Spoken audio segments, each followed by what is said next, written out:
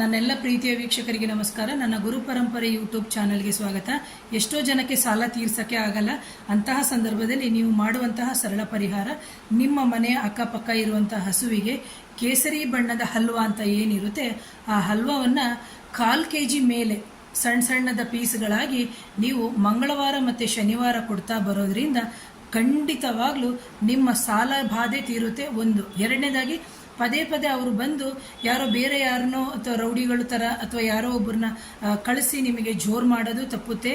ಅಥವಾ ಶತ್ರು ಬಾಧೆ ಅಂತ ನಾವೇನಿರುತ್ತೆ, ನಮ್ಮನ್ನು ಕಂಡ್ರೆ ಇನ್ನೊಬ್ರಿಗಾಗಲ್ಲ, ಆ ಬಾಧೆಯೂ ತಪ್ಪುತ್ತೆ. ಇದು ಬಂದು ಹಲ್ವಾ ಬಂದು ಕೆಂಪು ಕಲರ್ ಬರುತ್ತೆ, ಲೈಟ್ ಕಲರ್ ಕ್ರೀಮ್ ಕಲರ್ ಬರುತ್ತೆ, ಆರೆಂಜ್ ಕಲರ್ ಬರುತ್ತೆ. ನೀವು ಕೊಡಬೇಕಾಗಿರೋದು ಆರೆಂಜ್ ಕಲರಲ್ಲಿ ಇರುವಂತಹ ಒಂದು ಏನು ಹಲ್ವವನ್ನೇ ನೀವು ಕೊಡಬೇಕಾಗುತ್ತೆ ಪ್ರಿಯ ವೀಕ್ಷಕರೇ. ಮೊದಲನೇದು ಮಾಡಿ.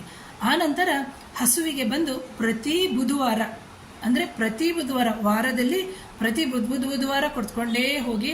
ಅದು ಬಂದು ಕೀರೆ ಸೊಪ್ಪಾಗಿರ್ಬೋದು, ಪಾಲಕ್ ಸೊಪ್ಪಾಗಿರ್ಬೋದು, ಸಬ್ಸಿಗೆ ಸೊಪ್ಪಾಗಿರ್ಬೋದು, ಅಥವಾ ಏನು ಒಣಗನೆ ಸೊಪ್ಪಾಗಿರ್ಬೋದು. ಸೊಪ್ಪುಗಳು ಅಂತ ಹಸುಗಳು ಏನು ತಿನ್ನುತ್ತೆ, ಆ ಸೊಪ್ಪನ್ನು ಒಂದು 3 ರಿಂದ 5 ಕಂತೆ ಸೊಪ್ಪುಗಳು ಅಂತ ನಾವೇನು ಹೇಳ್ತೀವಿ, ಅದನ್ನು ಪ್ರತಿ ಬುಧವಾರ ಕೊಡೋದ್ರಿಂದ ನಿಮ್ಮ ಸಾಲಬಾಧೆಗಳಾಗಿರ್ಬೋದು, ನಿಮ್ಮ ಶತ್ರುಗಳಿಗೆ ಸಂಬಂಧಪಟ್ಟಿರುವಂತಹ ತೊಂದರೆಗಳು ನಿವಾರಣೆ ಆಗುತ್ತೆ ಪ್ರಿಯ ವೀಕ್ಷಕರೇ. ಇದೇನು ಅಂತ ಖರ್ಚಿಲ್ಲ. ಯಾಕಂದರೆ ನಾವು 20 ರೂಪಾಯಿ 50 ರೂಪಾಯಿ ಖರ್ಚು ಮಾಡಿದಾಗ ನಮಗೆ ಲಕ್ಷಾಂತರ ರೂಪಾಯಿ ಲಾಭ ಆಗುತ್ತೆ ಹಸು ದೈವದಿಂದ. ಅದನ್ನು ಯಾರೂ ಯೋಚನೆ ಮಾಡಲ್ಲ. ಅಯ್ಯೋ ಕೊಳ್ತೋಗಿರೋದನ್ನ ಕಸಕ್ಕಾಗೋದನ್ನ ತಗೊಂಡೋಗಿ ಹಾಕಬೇಡಿ.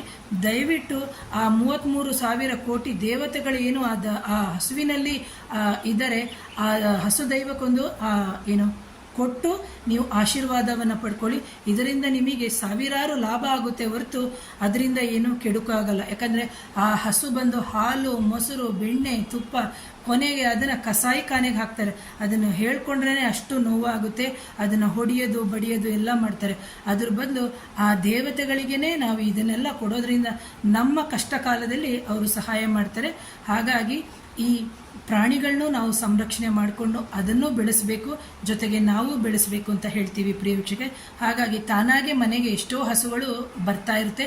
ಅಂತಹ ಸಂದರ್ಭದಲ್ಲಿ ನಾವು ಕುಡಿಯೋಕ್ಕೆ ನೀರು, ಜೊತೆಗೆ ಹಣ್ಣು, ಜೊತೆಗೆ ಈ ಥರ ಎಲ್ಲ ಕೊಡೋದ್ರಿಂದ ನಮ್ಮ ಪ್ರಾರಬ್ಧ ಕರ್ಮಗಳು ಅಂತ ಏನಿದೆ, ಆ ಕರ್ಮಗಳು ನಿವಾರಣೆಯಾಗಿ ನಮಗೆ ಸದ್ಗತಿ ಸಿಗುತ್ತೆ ಪ್ರಿಯ ವೀಕ್ಷಕರೇ.